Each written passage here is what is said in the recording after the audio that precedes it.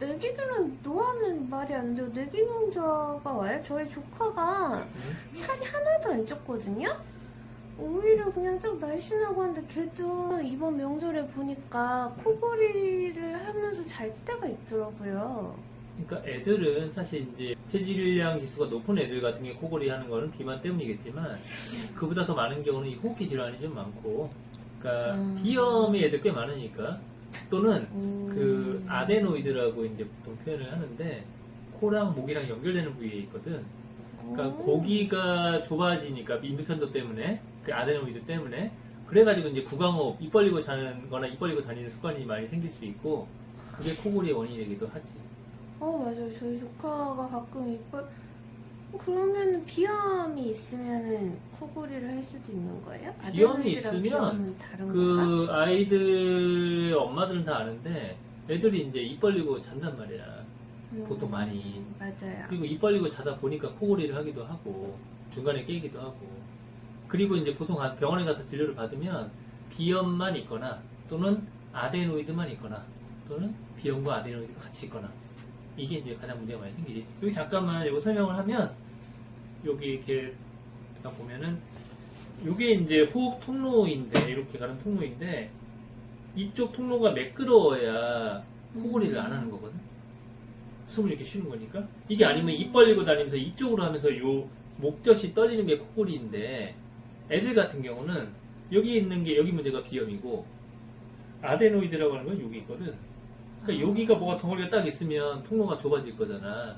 그 병목 현상이라고 하지. 그 통로가 좁아지는 것처럼.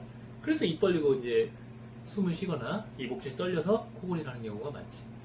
그럼 애들은 비염이나 아데노이드 치료만 하면 코골이가 없어지는 거네요? 그러니까 이게 있으면서 코골이를 하는 애들은 당연히 이걸 먼저 치료를 해야 되는 거고, 뚱뚱한 애들은 살 좀 빼야 되는 거고. 근데 이런 게 문제가 없이 혹시 코골이가 있다면 다른 걸 의심해 봐야 되겠고, 아까 그 질문 중에 이제 코골이나 아니면 구강호흡이 많으면 그러니까 브레인 펑션에 영향을 미치느냐, 성인들보다는 좀 덜 미친다고는 하지만 일부 영향이 있겠지.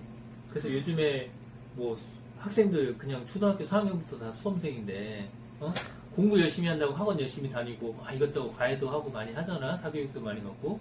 네. 근데 이런 것들이 깔려있는 애들은 내가 받아들일 준비가 안 돼 있는데 열심히 밖에서 집어넣어봤자 뇌기능이 못 따라가. 조금 오버된 얘기지만. 진짜요? 그래서 선행 질환으로 내가 환자들 오면 항상 얘기하는 게, 학원 다닐 시간 때문에 진료 못 오게 하지 마시고 일단 이쪽을 먼저 고친 다음에 얘가 그 그릇을 만든 다음에 학원을 다니셔라, 이런 얘기를 하잖아. 그 이유가 바로 이런 것 때문이야. 그러면 이건 어떻게 치료해요? 치료가 돼요? 코골이? 네. 코골이는 아까 말한 것처럼 원인이 비만, 비염, 그다음에 뇌기능 저하, 이렇게 세 가지로 본다고 그랬잖아. 네. 그게 원인 규명을 해서 비만이 있으면 비만 치료를 일단 해야지. 그리고 비염이나 이 아데노이드 같은 문제가 있다면 그 치료를 하면 되지, 한의원에서. 근데 진짜? 이제 뇌기능 저하는 노화랑 밀접한 연관이 있어서 어려워.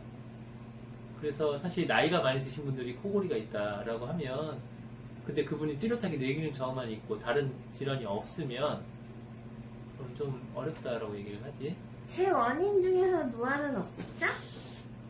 글쎄. 아니 제가 나이 먹었으면 얼마나 먹었다고 노화가 벌써 와요. 운동 안 하잖아. 운동 안 하고 기초 대사량이 떨어지면 몸의 신체 노화는 빨리 올 수 있고 체중도 늘었고. 진짜요? 그래서 아까 이 두 가지를 얘기를 한 거고, 그렇게 운동 안 하고 하는데 안 하시잖아. 그게 문제지. 말 좀 들어. 마음으로는 항상 해요.